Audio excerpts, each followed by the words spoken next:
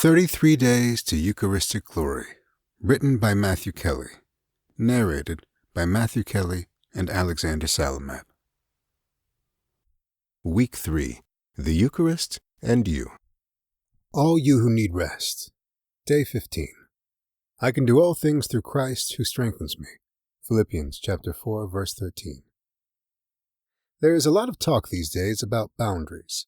It's a psychological term that refers to setting realistic limits for participation in a relationship or activity. These limits are necessary to protect the integrity of an individual or relationship. Relationships need boundaries to remain healthy. Our lives also need boundaries to remain healthy. Do you set realistic limits for your participation in life? God, in His ever-loving providence, gave us the Sabbath as the first boundary, but also as the boundary that gives us the clarity to set all other boundaries. St. Irenaeus observed, "The glory of God is man fully alive." What would your life look like if you were fully alive? What would have to be true for you to become fully alive? God is calling you to wholeness and holiness. Consider the 4 aspects of the human person: physical, emotional, intellectual, and spiritual. In which of these areas are you thriving? In which are you just surviving? And what prevents you from thriving? I suspect it is the sheer busyness of your life, the noise and complexity of modern life, the stress induced by never-ending urgency. Compare that to Jesus' invitation. Come to me, all you who are weary and burdened, and I will give you rest. Take my yoke upon you, and learn from me, for I am gentle and humble of heart, and you will find rest for your souls.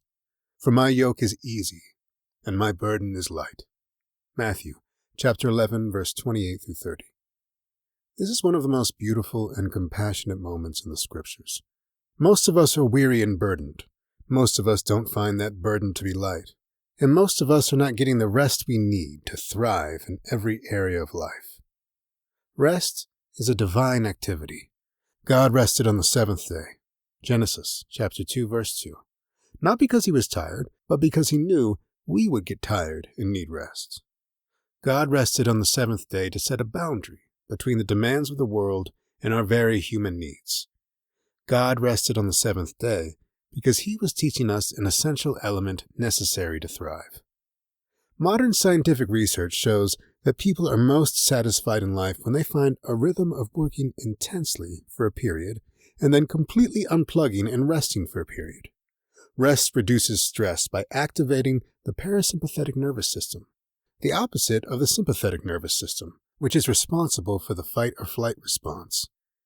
Do you ever feel like the whole world is in fight or flight mode? This is why.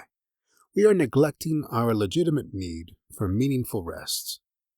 Brain data also shows that periods of rest boost creativity.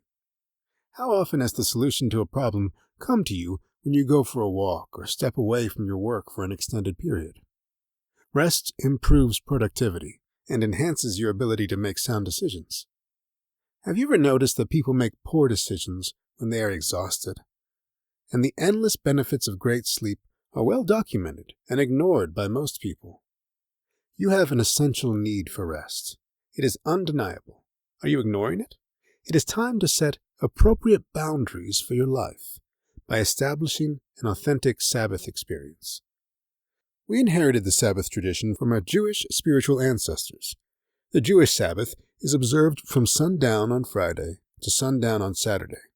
Catholics observe the Sabbath on Sunday, but I know many Catholics, especially those with demanding professional responsibilities, who practice the Sabbath from sundown on Saturday to sundown on Sunday. This allows them to take a couple of hours Sunday night to prepare for the week ahead. Honoring the Sabbath sets up the necessary boundaries to fully experience receiving Jesus in the Eucharist during Sunday Mass. When we live within those boundaries and follow God's model of rest, the spiritual fruits we experience are extraordinary.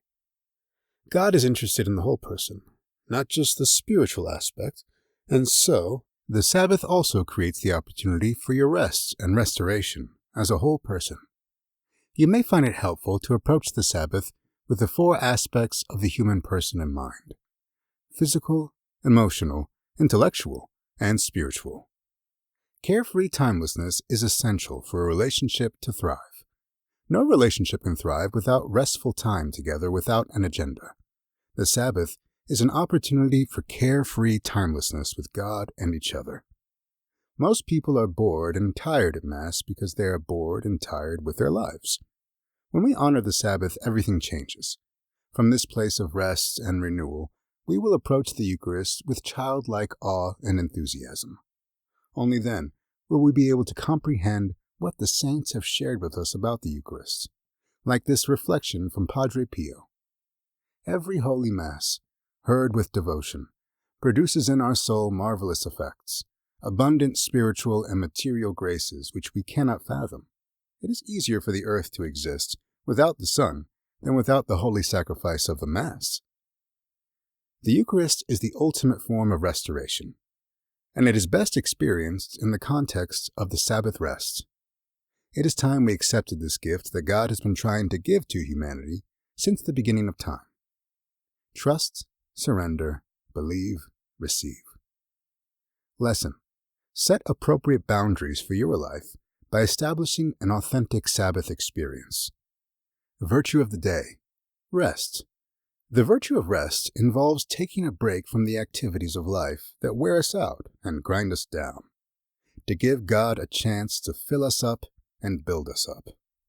Through rest, you make space in your life for more meaningful activities, by taking a break from the less meaningful, mundane activity of your life. Spiritual communion. Jesus, I believe that you are truly present in the most holy sacrament of the Eucharist.